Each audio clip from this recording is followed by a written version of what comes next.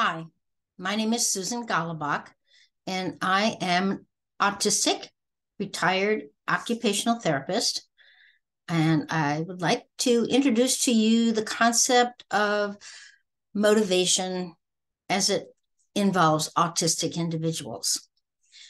Most of the world doesn't believe that autistics have the same kind of motivations as other people. And I would like to question that, because I think we're motivated by a lot more than we're given credit for. So let's take a look at what research does say motivates people in general as well as autistics. For the neurotypicals, I have found research by two researchers. The first one is Shangqi Wang, who identified intrinsic sources of motivation in people. Self-interest, just whatever in your best interest motivates you. Pleasure seeking, you do it because it feels good.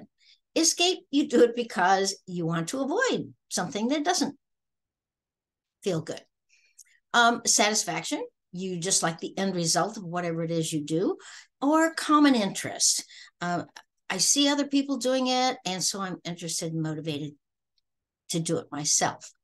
Another researcher was Richard Lavoie, and he took a really good look at the extrinsic forms of motivation, such as the desire to do it myself, independence, to have control over a situation can motivate you, curiosity to find out what happens if I do such and such, recognition of self, i.e., I do something because I want other people to notice me, to recognize who I am.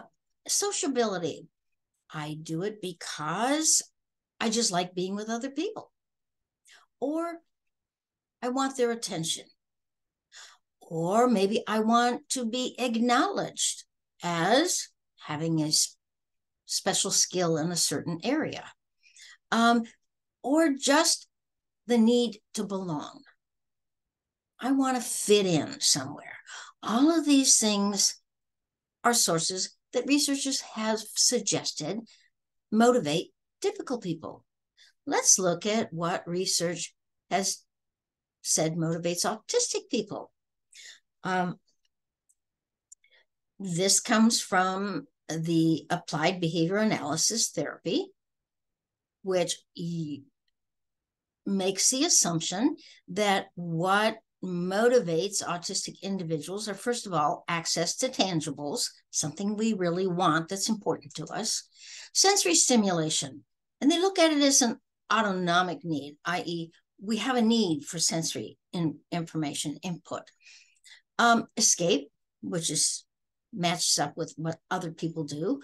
We try to avoid things that we don't like, and access to attention.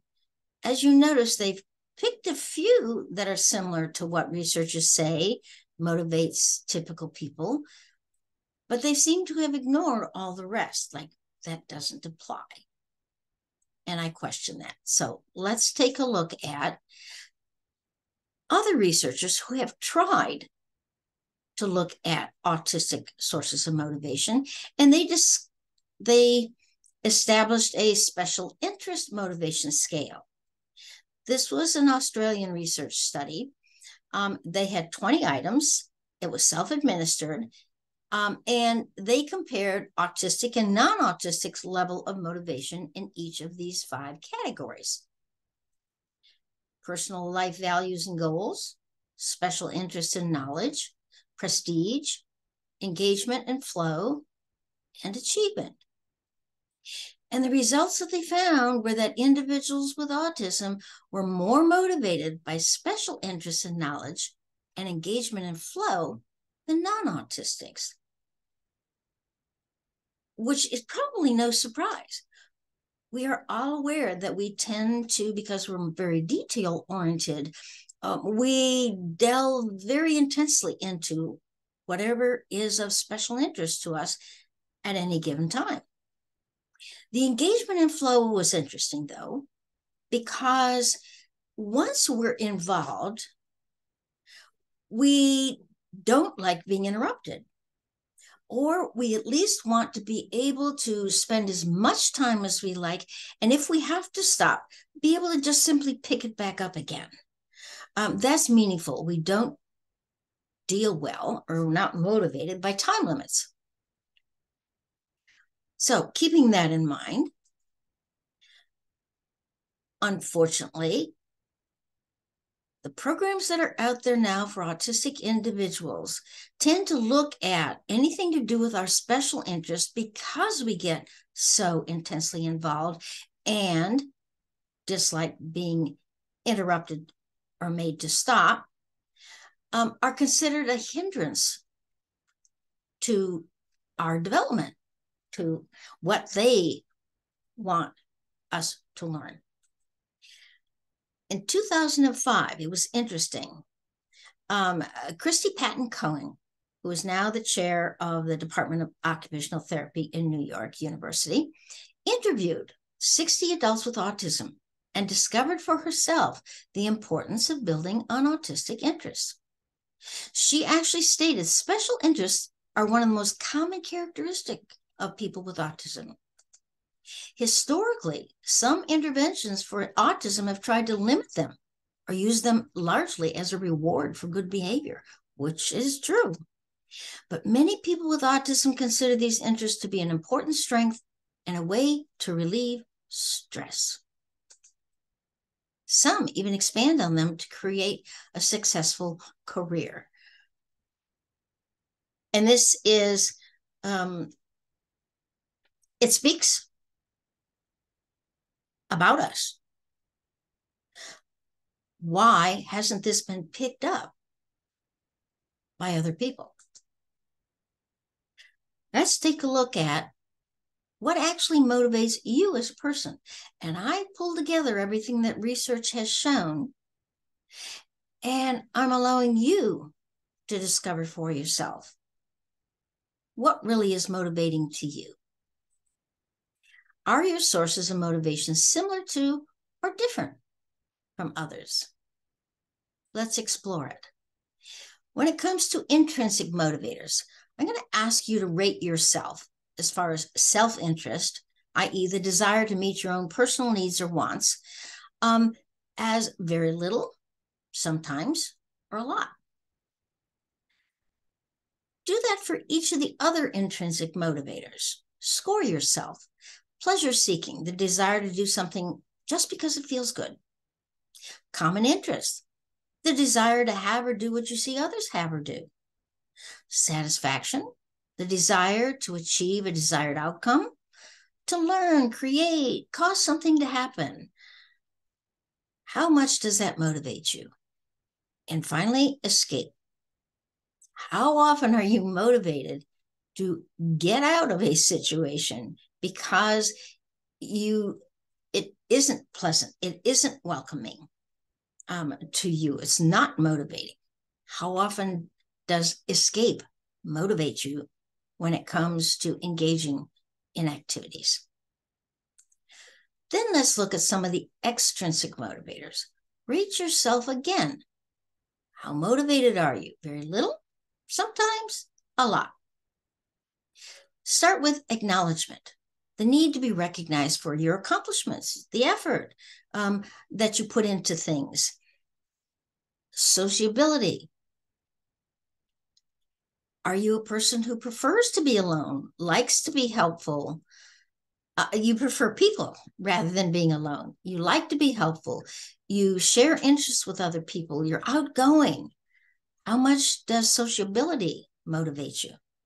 How much does the need to be independent, to do things your way, at your pace, in your own time, how much does that motivate you? What about attention? The need to be important in the eyes of other people. You're often sensitive to criticism and failure, or maybe shy because you may not feel you're important in the eyes of other people. How much does the need for other people's attention motivate you to do the things you do? Curiosity. How much are you motivated by the need to learn, to know, to seek information about something that you're interested in. You often ask questions and you're a very avid reader if curiosity motivates you. How about recognition of self? The need to be understood by others. How important is that to you? To be heard and having things your way that makes sense to you. How motivating is that when you engage in activities or even discussions with other people? How about control? The need to be in control, to be a source of authority. You want to do things for yourself or by yourself, and you like to direct other people. All of those suggest that you would be motivated to seek control. How about belonging? The need to fit in and be part of a group, whether it's friends or families.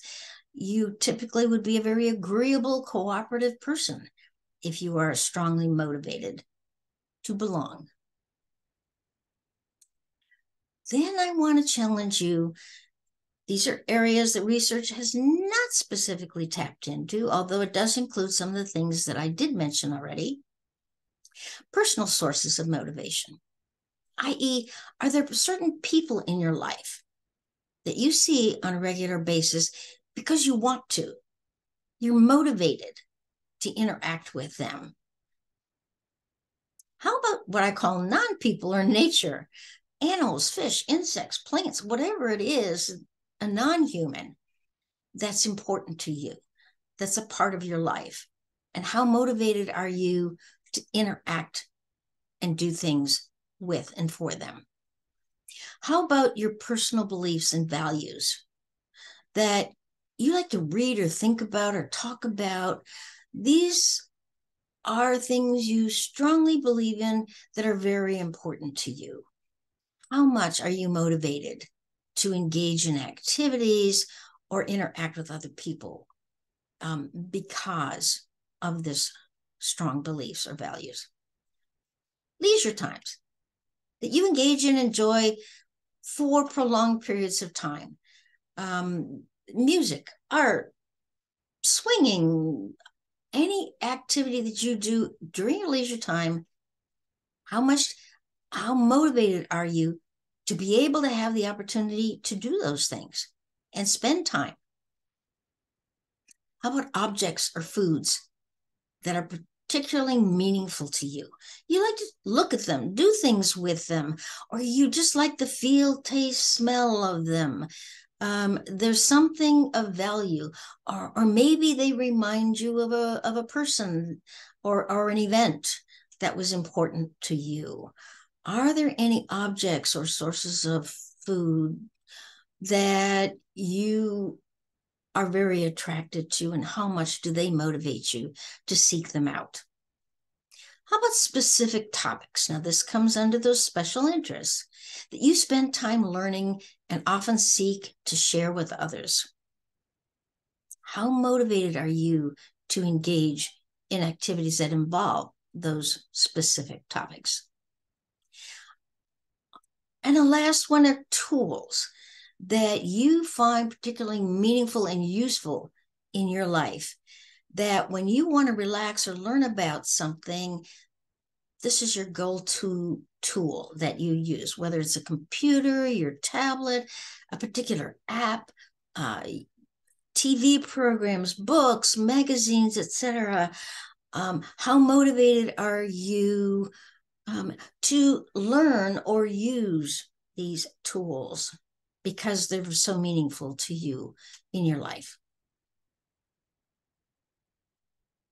Now, let's summarize each of the intrinsic, extrinsic, and personal motivators that you answered a lot.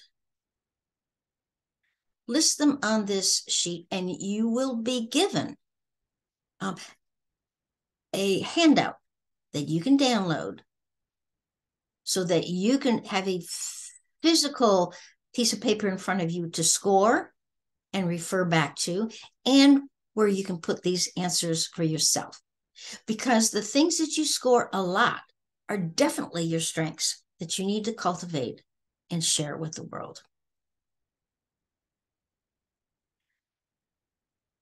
I'm going to add, where can you find others who may share these sources of motivation? And this is really important. Connecting with others, it makes what's meaningful to you even more meaningful because you're able to share it with someone else. And we don't feel so alone in the world. I have listed some links to autistic and neurodiversity groups where you might be able to find and link up with other autistic or neurodiverse individuals that just might share your particular areas of motivation. The last one on there actually is a site that talks about neurodiversity. They don't particularly have a support group that you can join, but they talk about it.